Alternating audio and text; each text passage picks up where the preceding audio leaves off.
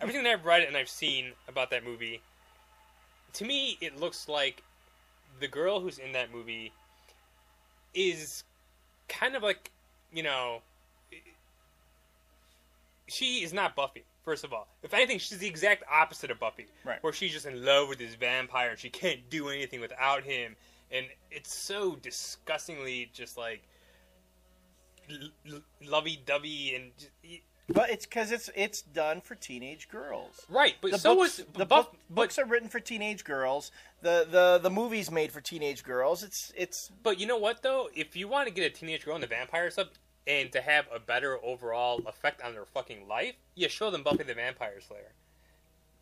Yeah, that's true. A girl who does go through a lot of changes throughout the entire show, but it always stays true to herself and doesn't rely on the men all surrounding her. If anything, the men around her are always chasing her and made her life even more miserable. Well, is that a lesson you want a woman to learn, a girl to learn that like every guy she gets involved with? Than sitting there pining over some guy, just thinking about him and you can't live without him. It's just like, you know what? Have some testicular fortitude and stand up for yourself and not be codependent on somebody. And to me, that's what that movie reeks of, is codependency issues. But it's like a lot of folks say about like comic books. Those are for boys, they're male power fantasies where women are objectified and men are basically have all these incredible powers, and they don't think that's an entirely healthy way of looking at things. Something like Twilight might be the opposite way. Now, again, I haven't read the book, so correct me if I'm wrong. But yeah, it does seem like a girl who. First it takes place in high school. I heard a critic review the movie where it's the whole oh my God, everything that happens to me in high school is the most important thing that will ever happen to me ever. I try to tell the kids that I work with that the stuff in high school is but a little blip in your life, and you're going to forget about it as soon as you graduate. It's like you start all over again once you get out. But again, that's what teenage girls relate to, that's the world they grow up in. Then the bad boy comes along and you're attracted to the bad boy, which is again also another high school thing, because I swear to Jeebus, I've written about this in the past. Every woman I know bitches, moans, and complains about the guys that they date, right? But it's always because he's a jerk. And yet there's a nice guy right next to her that she won't even give the time of day to because, well, he doesn't have the same allure that they're looking for. And that's basically what the teenage girls are setting themselves up with and what they believe in, and hence Twilight resonates with them. Okay, so, and I know this movie's really old. It's like 20 years old. That's how old we are. But wouldn't you rather have the same dynamic where it's a girl in high school falls for the bad boy, but a movie that would resonate more true would be Heathers. Ooh, Heathers, that's right. Christian Slater. Same dynamic. Yeah. Uh-huh. But in the end... Yeah, but then don't they go around killing all the bad girls in school? Well, he does. He does. She's not... She's along with him, but right. Yeah, he does go, teenage suicide, don't do it.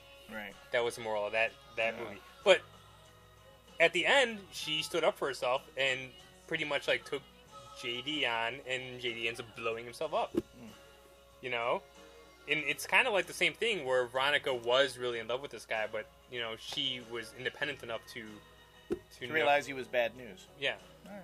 Well, I guess, you know, that it's to every generation there's a new kind of movie that's going to resonate with them. Yeah, I understand the older we get, the more that it's not going to resonate with us, and we're just going to compare it to stuff that resonated with us in the past. But to me, I don't think Twilight is going to be Heathers or Buffy the Vampire Slayer or Angel. No, because those really are classic, and that's me being old. But you know, no. Well, I think it'll also be decided in the box office too. So. Because the box office is never wrong. Yeah. Well, Joss Whedon, you know... Beverly Hills Chihuahua. Look how much money that movie made. Are you going to tell me that, you know... It made a lot of money. It did make a lot of money. Yeah. Oh, well. At least James Bond did some bank. James Bond did well. James Bond was pretty $70 good. million in the USA alone. I think it pulled in like Oh, first weekend was like over $300 million worldwide. And what always impresses me about the James Bond movies is that they open overseas first before they open in the States, unlike our movies that open here first before they open overseas. So yeah, James Bond. You haven't seen it yet? Not yet. I'll try to see it before next time. A Quantum of Solace.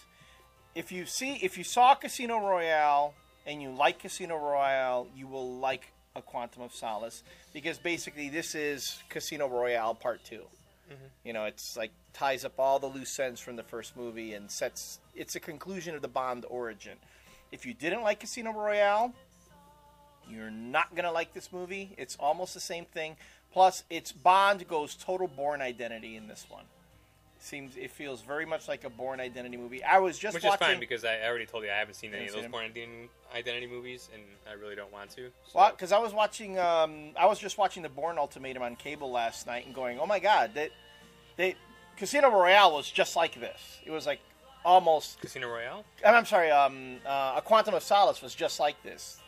Felt very much like a Jason Bourne movie. With the quick cuts and the close-up action and the crashes and all that kind of stuff, and the fights, the way they were choreographed, even more so than the like first that in the one. movie? Yes. They fought like this the entire movie? Well, that's pretty awful. Well, it was Praying Mantis style. It's a pretty awful movie. It's pretty. No, they're kind of cool. They're kind of cool. All right. Well, we're gonna end this segment on that note, and when we get back in the next segment, we'll talk about some actual comic book stuff. We'll see you then.